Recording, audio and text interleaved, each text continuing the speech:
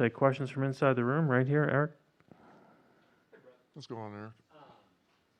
What is this like for you? Like, you're a ways into your career. This is your first finals. Like, what are you doing to take this in? I'm excited to be here. I'm just enjoying the moment. And not really trying to, worry about anything, be too far in the future or anything like that. I just, kind of want to soak everything in. If you'd go to Disney, I feel like you'd get like souvenirs. Like, are you thinking about trying to do any of that here?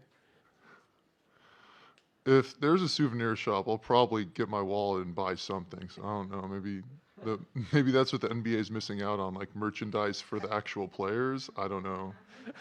That's a new angle, Eric. Thank you.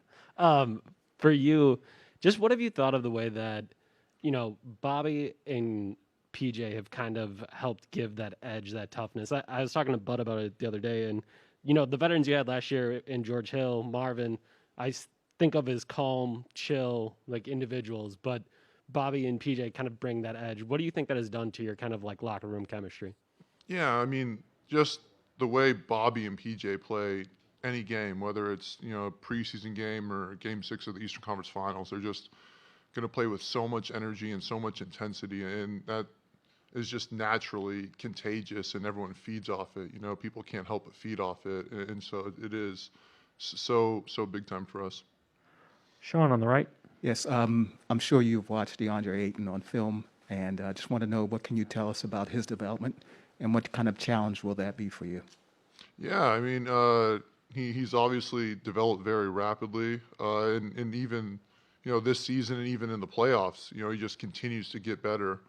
And so, I know he's going to be a load down there. He's very talented in the post. He can step out and shoot it. He's great in the pick and roll. And he crashes the offensive boards hard and just plays hard in general.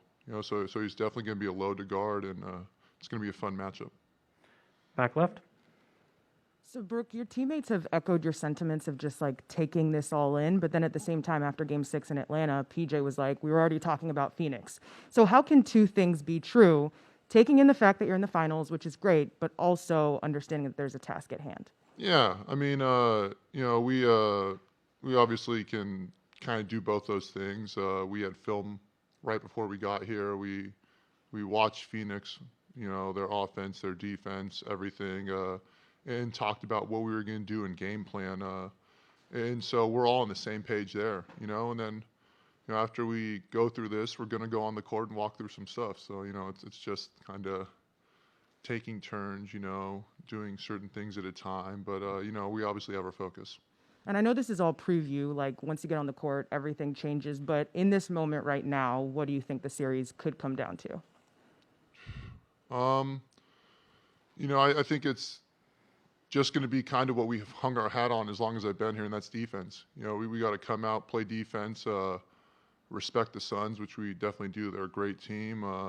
And we have to just come from the jump, be ready from the jump, and play a full 48 minutes each and every night for 7 games. Dan, here in the front. Hey, Brooke. Kind of 2 questions.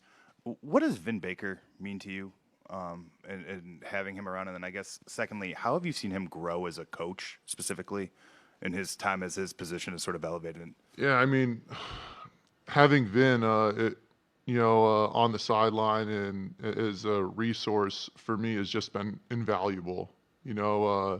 It's, at first for me, obviously, just as a basketball fan, I was like, this is awesome. I got Vin Baker, pretty much as my big man coach. But, just getting to know him and becoming great friends, almost like family. I call him my older brother, and to have him on the sideline, someone who's done everything in the NBA, been through what we're going through right now. It's great to see, and it was actually real special. We were talking, he said, he'd never been to the finals before, so he's living through this as we are too. And so it's been a special bond that we've created, and he's such a great basketball mind as well. Like I said, just having played on an NBA floor, he sees things sometimes the coaches miss. He knows what it's like, and so it's very special having him on the sideline.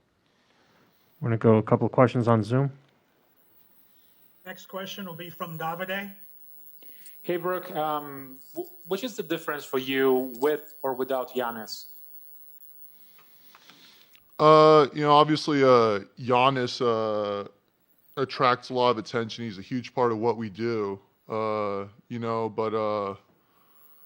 think, in a way, with or without Giannis, we know we have to just go out there and play Bucks basketball. We're going to have to play great team basketball, rely on each other, play together, and again, play great defense. Play great defense for 48 minutes. The next question will be from Edgar Borges. Hey, Brooke. Congratulations on going to the finals for the first time. My question is simple. Both Phoenix and Milwaukee, they have same parallels on the way to the finals. So what's the most tricky part for you on the Milwaukee side? Can you please repeat that one more time? What's the most trickiest part for you on the Milwaukee side, on the parallel to the road to the finals? I'm not sure exactly what the trickiest part was. On the road to the finals for us, we had, I think, different matchups each round. Miami obviously gave us a different look. Brooklyn was different, and Atlanta was different. And I think honestly, Phoenix will be a different look. And so it's kind of like what we've been doing all season long. And that's just obviously respecting our opponent but focusing on ourselves. We'll take two final questions in here. Lisa in the back, and then on the second row. And Brooke, obviously, you guys' goals always like the championship for the past of 2 or 3 years, right? But is there any moment in these playoffs you feel like the goal is more clear for you guys? Is there any moment? I